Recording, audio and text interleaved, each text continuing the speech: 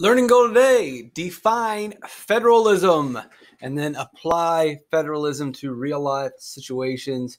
Timer starting now. Review. We'll go quick because I know I've hammered you with this. We have our fundamental political principles, our basic government ideas. Those were recorded in very significant documents. We spent several days talking about the documents or the articles or the pieces of paper where those ideas were written down. And then finally, you take all those ideas, we take the best of them, and that collection, I guess, would be called the U.S. Constitution, which explains the U.S. government today. Here's your principles: consider the governed, limited government, democracy, rule of law, and last but not least, representative government. And those led to the Magna Carta, the English Bill of Rights. Those are your English or documents written by the British. And then you have the Charter of the Virginia Company of London, Declaration of Independence, and the Articles of Confederation. There are more documents. There's documents from the Enlightenment. There's a bunch. But for our understanding and for our learning standards that will pop up on tests, those are the 5 that we really need to know. And they lead to the U.S. Constitution. The Magna Carta, the English Bill of Rights. There they are. They're specifically what they do. You can always pause these videos if you want to review, but I have a good feeling that you already know what's up. Federalism. So let's talk about federalism. First thing I want to do is talk about a word, federal government. It means the same as national government. It means the same thing as central government. They are synonyms.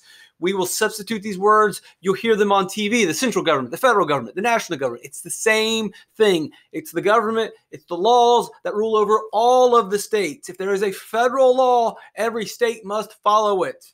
The Constitution creates a federal government, federal rules. They make laws. They enforce laws for every state. That's federal. So instead of imagining the 50 states, imagine one whole country, one nation. They're significant documents. Those are all federal documents, technically, even though these existed before America.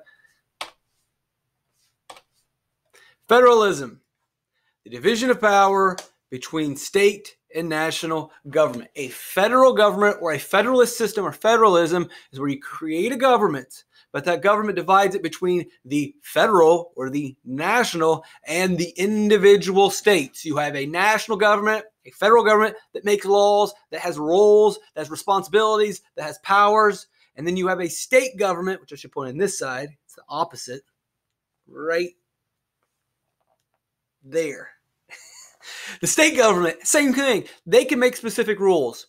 They have specific roles. They have specific responsibilities and powers. Some of them are concurrent. There are some things that the federal government can do and the state can do. They can both pass taxes, they can both write laws, and then there are some things that only the federal government can do and that only the state can do. So there's some concurrent or shared powers, and then there's some separate powers.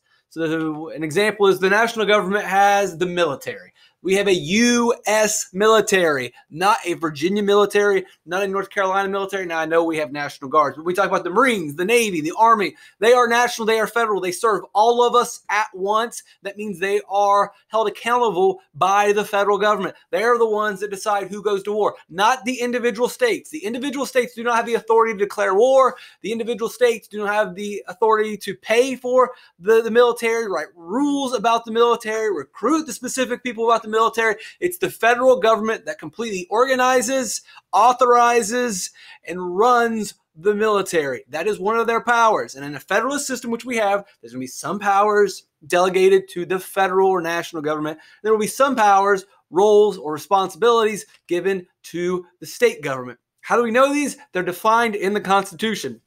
The Constitution is pretty clear. It says what the federal government will do. The 10th Amendment of the Constitution then explains that everything not in the Constitution, everything not in that document, not written down, the 10th Amendment says everything not mentioned in the Constitution is reserved for the states. Those are the roles, those are the powers of the state. And if you read through the U.S. Constitution, you will not once hear the word education. It is not mentioned in the federal Constitution. Our U.S. Constitution says nothing about education. That means, according to the 10th Amendment, anything, any role, any responsibility, any power not explicitly or written down in the Constitution those are reserved or saved for the states. And so since education is not mentioned, that means that is a power of the state. And every state can do education however they want. It is not a federal system. We do not have an education system that every state must follow.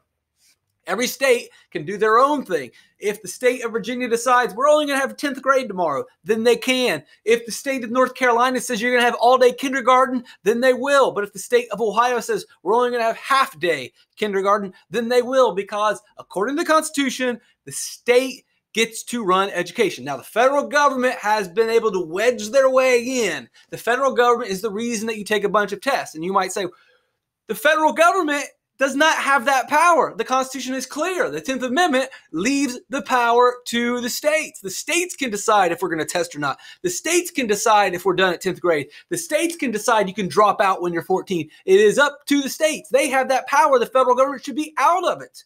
Here's the catch, and you are right. The federal government legally has no say whatsoever over education. They don't make a law that covers the entire country, but they do, because here's what they have done. The federal government says, hey, state, if you want money and we'll give you a bunch, then you need to follow some of our rules. And one of those rules is to make students take a whole bunch of tests. That's why you take these standardized tests. That's how the federal government has wedged their way in to bully the states, to bully the schools, and make the students do what the federal government in Washington, D.C. wants. Because the president, Barack Obama before, who was a big, really, if you want to start throwing blame around, I'm not a big guy about blaming people, but George W. Bush and Barack Obama would be the two people that you would really want to blame for the testing that you have had to endure. If you want to blame someone, blame George W. Bush and Barack Obama and their administration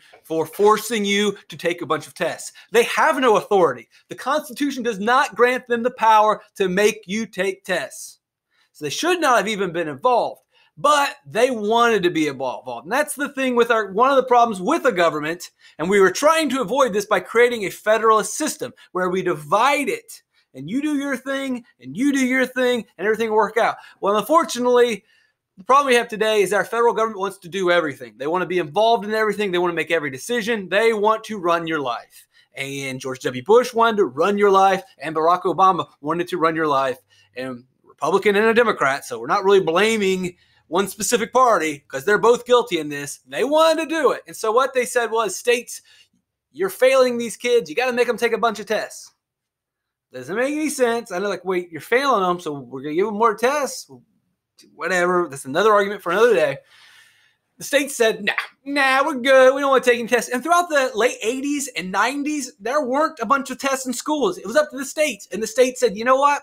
We're not going to take tests all day. We're actually going to work on educating students. We're going to help train kids to learn real-life skills. We want them to be better citizens. We don't want to spend all day testing them. We think it's not really good for them to test all the time. It's not really a skill. It causes a lot of anxiety. And the states around the country, because they had the power, said, we're going to ease up with the testing. Well, George W. Bush comes in and says, no, you're going to test them. No, we're not. We don't want to test them, so it's up to us. Well, then George Bush says, I'm going to take your money away, and you won't have any money for the kids unless you test. Now the states had a problem. If we don't test, the government's going to take money from kids, and our schools will suffer. So they basically held schools hostage. They basically extorted the schools. This is wrong from so many ways of looking at it, to say, all right, we're going to take your money away unless you do what we want. So they started testing. And then people thought, well, when Barack Obama takes over, this is going to change. No, he doubled down and did more of it. If you don't do what the federal government says, we're going to take your money away. So that's kind of, unfortunately, one of the ways that federalism doesn't really work, because unfortunately, we have a system. So a lot of the stuff that we teach in civics and economics and social studies, this is the way it's supposed to be on paper, and this is the way that we designed it. But in reality, people tend to abuse the system. Federalism is supposed to prevent abuses. It's supposed to divide the power and create equality and a fair system. But in reality, the federal government has all the money. They have most of the power. And a lot of times they use that power and abuse the states. And you, as an education student, are a perfect example of that. The word ratification means to approve, and I'm going to explain to you why we created this and how we actually have now ended up exactly where we didn't want to be. Yeah, so we created federalism to prevent a problem. And unfortunately, now we are living that problem that no one really wants to admit that we're in. But there's a perfect example. Federalism was supposed to divide power, so no one's really abusing anyone. States are getting along. The federal government's getting along, but no one is really going over the line. That's why we divided the power. We didn't want the federal to have all the power. We didn't want the state to have all the power. We divided it. Federalism, it's a good idea. Even things out. Unfortunately, that hasn't happened. As I mentioned before, when we talk about schools, okay, well, that's supposed to be the state's power. No, the federal government has grown, expanded, and has pretty much become this uncontrolled, unwielding ball of power that abuses citizens and states. And it's not just in education. It's in just about every institution in your life. Let's rewind the clock and see how they tried to prevent this. The word ratification means to approve. It's a fancy word to say, yes, I agree, I approve. The U.S. Constitution had to be approved. They had to say yes to the Constitution. So we have to talk about the Ratification Compromise. They draw up the U.S. Constitution and they say, here's how our system's going to work. And people said, nah, we don't want to do this. Sorry, I know you spent a lot of time writing this. You did all this time with all these fundamental political principles, and you wrote them down in documents, and you found the best ideas, and you collected them all into one document and created this super government. Well, that's the problem. The Anti-Federalists say. They are against federalism. Their thought is this. You created this super document for a super government. We don't want a super government. That sounds like you've created a really strong government. And a super government sounds like a strong government, which sounds like a king. We don't want a king again. That's what we're trying to get away from. The Anti-Federalists say we don't want a federal government because they're going to abuse us. So the Federalists get together and they write a bunch of essays arguing their point, trying to convince people to pass the Constitution. We want this super government. It's going to fix things. We got to get rid of the Articles of Confederation. We have to have a strong government. And they make a lot of arguments of why we need a federal government, but we'll also have federalism. We're not just going to have a federal government. We're going to have a federal government and we're going to have state power. These guys are more like, no. We don't trust you. We don't believe you. And they were probably right, because here we are today. We probably should have listened to these guys. They said, nah, states should have their own authority to run their own states. We get it. You need a strong federal government. But once you start giving too much power to the federal government, then you run away with it and you become out of control. So the Federalists are saying, strong federal government, some states' power. Anti-Federalists say, no, we don't trust you. Let the states keep their power. Now we have to have a compromise. A compromise is where two groups meet together and figure something out. Love it, hate it. So we have these Federalist essays arguing for federalism. And this is the Ratification Compromise. We need a strong federal government to protect the citizens of the nation. And they are absolutely right. We did need this, and we do need this. But the fear is a strong federal government will abuse the power like a king, like a president that forces kids to take tests when he doesn't have the authority to do it, when he forces a local state to accept the test because they need the money to pay for lunches, to bus the kids to school, to pay for the teachers, to keep the lights on in the building, to buy computers. You need the money. It's terrible. So again, the Federalists believe that the federal national government is going to write mainly the laws. They believe, you know what, the Anti-Federalists believe it's up to the states. Let the states run their own, almost an individual little own country. North Carolina is its own little country with its own rules specific to the people of North Carolina. We are not New Yorkers. We need laws and rules designed for North Carolina or for North Carolinians. That's why interfederalism works, because we build a government about us, not around people in Florida, not around people in Washington or Montana or Texas. We're different. We have different views, different beliefs. We need different laws. Federalists say, nah, you're all pretty much the same, and we can work under the same laws, and if we all work together, we can become a really strong nation. If we stay separate, we'll never become a strong nation. That is the argument between the Federalists and the Anti-Federalists. So we have the Ratification Compromise. Anti-Federalists, again, say states should do their own thing and make their own rules. That's the Anti-Federalists. They are against ratifying the Constitution. We do not want to approve it. It's going to give too much power to the federal government.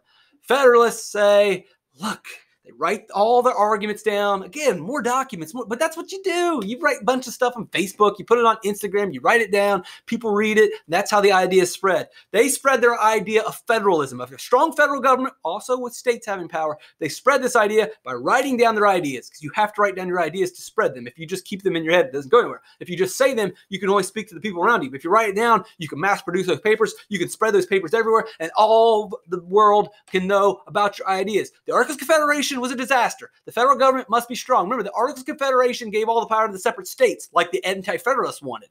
Some powers will be given to the states. That's federalism. We'll divide the power. And if no, it's not good enough, we'll come right back here.